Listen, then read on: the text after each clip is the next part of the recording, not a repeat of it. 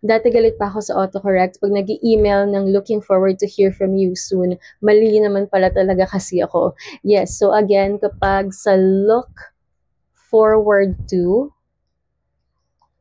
yung to dito ay preposition yan. So, kung meron mang kasunod dito, yung preposition to, dapat ay noun or noun phrase lang. O di kaya naman, gerund. Kasi again, ang gerund, ing form siya ng verb pero nagfa-function siya as a noun. So again, instead na hear lang dito, dapat hearing. Ing form ng hear, pero ang function niya dito is noun.